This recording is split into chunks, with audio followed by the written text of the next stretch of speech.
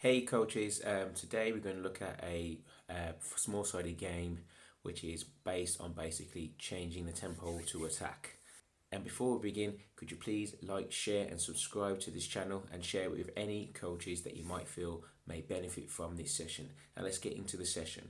Now what you need for this session is you need two goals, two goalkeepers and two teams, and the pitch is divided into three thirds. Now how they play is the players look to play through the thirds and look to see if they can get the ball to the forward player and try and score, obviously. Now the players can only pass the ball forward if he's played with a one-touch pass. I can't just play the ball to the forward while using more than one touch. Has to be doing one touch to play forward.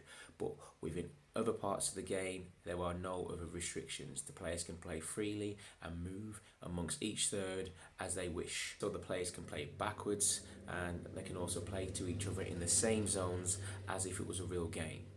Couple of progressions that you could add to this is the first one is that the defenders in the defensive zone can now play straight forward to the front man. Now the only way they can do this is by lending the ball first to the midfielder, who will then actually play the ball to one of the defenders again, and they can try and play forward. Okay. Another progression for this one is you could add that the defenders can now only play straight to the forward below waist height. So before they could play up in the air and over the midfield, but now they've got to play along just below waist height. So it encourages the midfielders to try and create passing lanes with their movement. Now some challenges and some key questions that you want to think about when trying to encourage your players and to get them to thinking and creative thinking is basic. Can they keep the ball, keep possession, be patient on the ball, waiting for those opportunities to present themselves? Can they look for those opportunities to lend the ball, which is what we use, where they play the ball into the midfielder and looking to receive it back to one of the defenders, or even bouncing it back to them so they can play forward?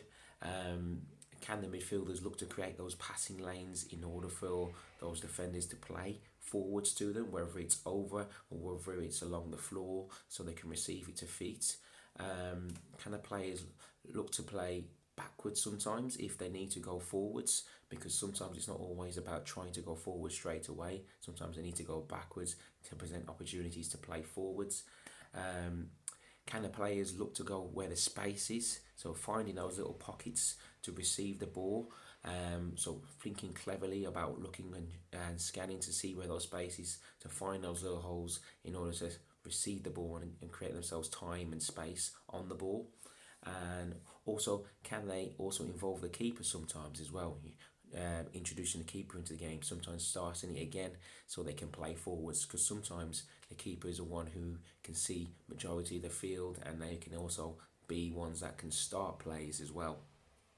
Now throughout this, it's very important that we encourage the players to try and use accurate passing, and also thinking about lending the ball to their teammates' safe side to help them retain the ball better, and when they're looking to play forwards, how they can try and play accurately as possible. Because what you tend to find with the younger players is they tend to try and play forward when it's not necessary, and so they've got to look at thinking about how they can create those wrong moments to play forward and try to play it with care, where the actual teammate can actually take the ball on and also do something special with the ball, whether it's trying to score or trying to play another teammate in.